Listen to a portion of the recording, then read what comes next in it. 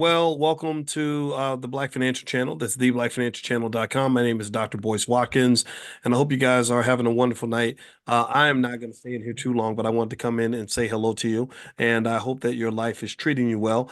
So today I want to talk about Elon Musk. Elon Musk is this interesting guy. He's got a lot of money, and he is a guy who likes to fight, apparently. He said some things that have been really interesting, and I personally think Elon Musk is in trouble. I think that this guy's going to crash and burn at some point, and I'm curious to see exactly when that's going to happen. Right now, Elon is in another fight, and he's in a big fight with Disney. All right, I don't know if you guys know this, but Elon is actually suing Disney right now. He's challenging the entertainment group, and he was seen at a premiere with a billionaire that is a big rival of Disney, a guy that's actually trying to do a board takeover. So it says here at this weekend's Los Angeles premiere of Lola, a film starring Brooklyn Beckham's wife, Nicola Peltz. Elon Musk was stepped by a showbiz reporter.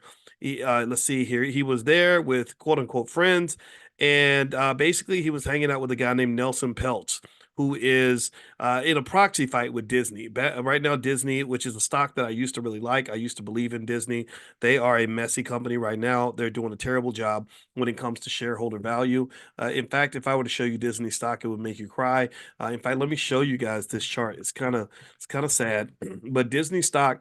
This was one of those companies that you thought could do no wrong. I mean, in fact, how can you mess up the Marvel franchise? I mean, that's the first question I'd like to ask them. Like, how do you mess up the Avengers? But they did. They found a way to mess it up, and I personally think they diluted the brand because they were trying to put out these really crappy sequels in these extensions to the franchise. So if you look at Disney stock over the last year, you've lost about 11% of your money. So buying Disney stock did not make your wealth go up; it made your wealth go down. If you look at the last 5 years, you've lost 11% of your money over the last 5 years. That's pretty terrible. So this stock last 6 months, it's gone up a little bit. So it's gone up about 12% the last 6 months. I think it had a good day. So apparently I got to go look at this news, but it looks like something happened because you see here the stock was trading below 100 and now it just popped up. So I'm wondering what happened with their earnings report. I'm looking here in the news. They said Disney and Epic Games are going to create an expansive and open games and entertainment something. Let me read this. This is interesting information, and then I'll get back to Elon Musk in a minute. But this is actually more interesting here. So it says here that Disney and Epic Games are going to create an expansive and open games and entertainment universe connected to Fortnite. Walt Disney Company and Epic Games will collaborate on an all-new games and entertainment universe that will further expand the reach of beloved Disney stories and experiences. Disney will also invest 1.5 billion to acquire an equity stake in Epic Games alongside the multi-year project. The transaction is subject to customary closing conditions, including regulatory approvals. In addition to being a world-class games experience and interoperating with Fortnite, the new persistent universe will offer a multitude of opportunities for consumers to play, watch, shop, and engage with content, characters, and stories from Disney, Pixar, Marvel, etc. Now, what's interesting about this, and this might be the play for Disney, this might be what gets them off the hump, is that they are deeply embedded with Apple. Apple, as you know, just released their new they call it a wearable computer, I think, or spatial computing. It's a headset. Like I don't know if anybody's told Apple what they actually released. You released a headset. Stop playing. But anyway, with Apple's new headset, but this is it's an expensive one. It's about $3,500. I heard that the experience is very good, and there are some subtleties in terms of the difference between their headset and Facebook. Facebook's headset is built more so leveraging on this idea of collaboration and people sort of working together to to do things that they can't do on their own. This Apple, if you notice in Apple's ads, most of the people using the headset are not in groups with other people. They're not doing meetings in the office. They're not trying to collaborate with other people. They're just sitting in their living rooms staring at a screen.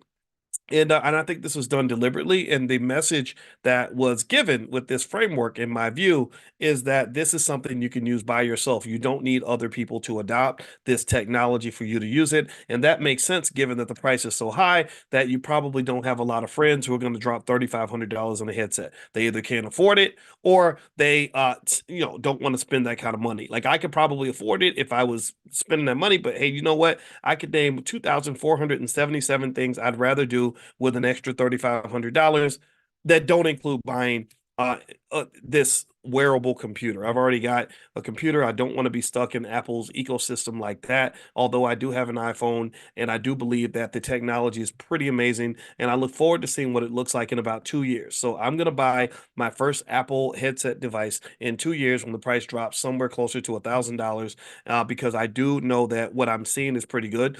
In fact, if you want to just get a quick review from me about these sort of headsets and VR spaces and all that, it's really cool. I encourage you to look into it. I encourage you to give it a try because I think this is where the future lies. And in fact, I'll even incentivize you guys, those of you that are in my classes or whatever.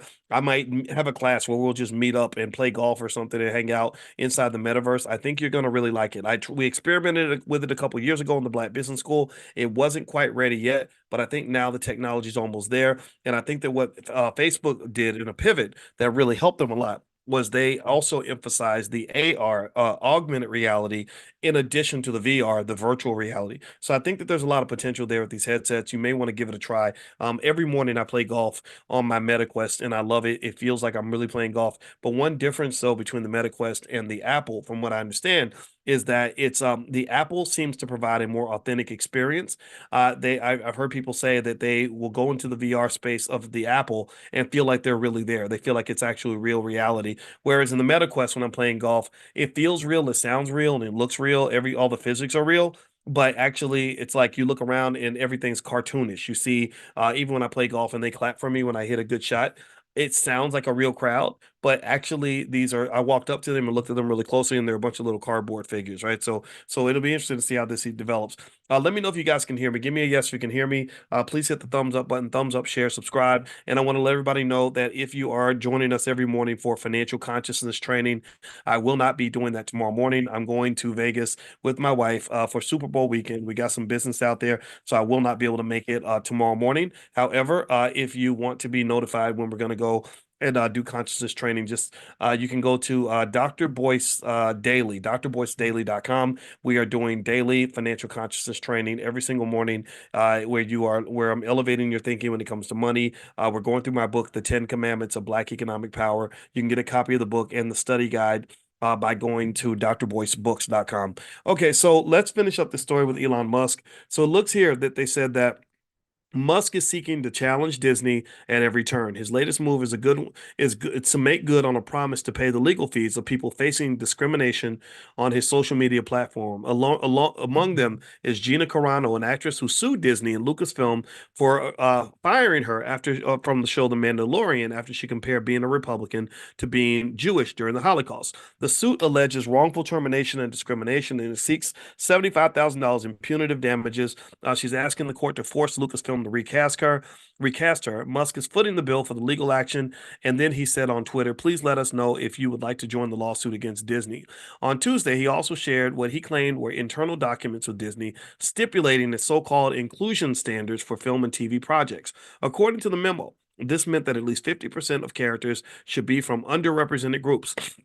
An anonymous source just sent me this from Disney. It is a mandatory institutionalized racism and sexism.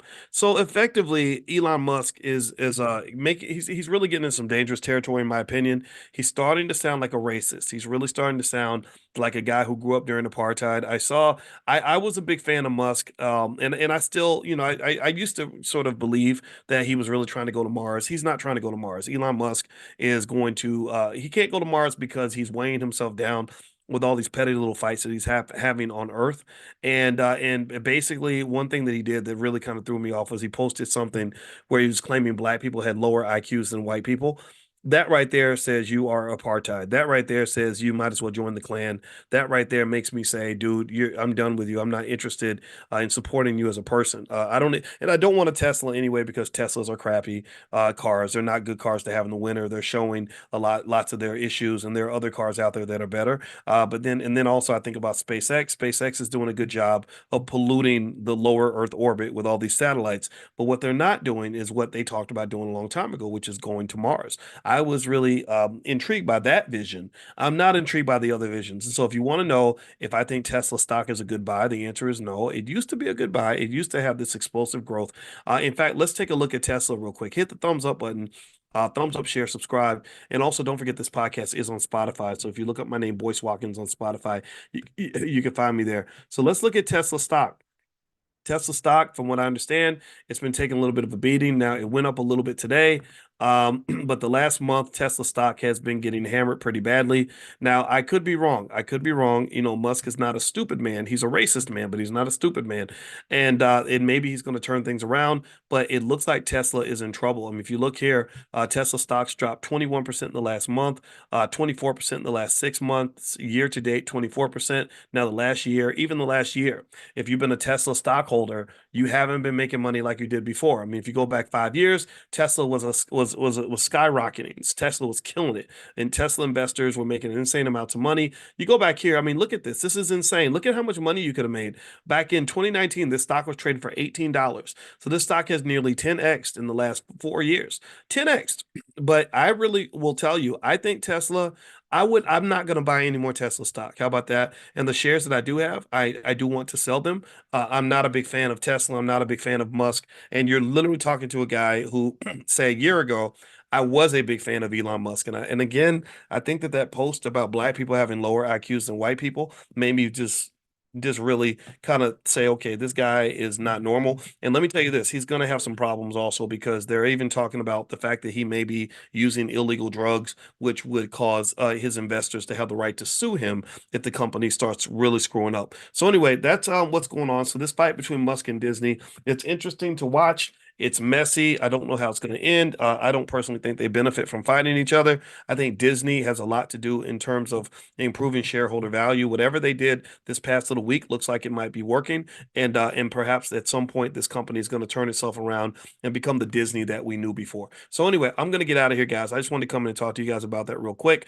Hit the thumbs up button, thumbs up, share, subscribe. My new book is called The 10 Commandments of Black Economic Power. You can also get a copy of the book, and you get a copy of our financial flashcards for kids by going to drboycebooks.com. Look up flashcards, or you can look up my book or anything there, and you can get 30% off anything in the store by using the code word book club, all one word. Use the code word book club. We have educational financial resources for the entire family. And last but not least, if you want to get profit alerts on stocks that I like, just text the word stock to 87948. If you text the word stock to 87948, I will hit you up. I will share information with you, and I'll get you involved in the game. So take care, everybody. God bless you.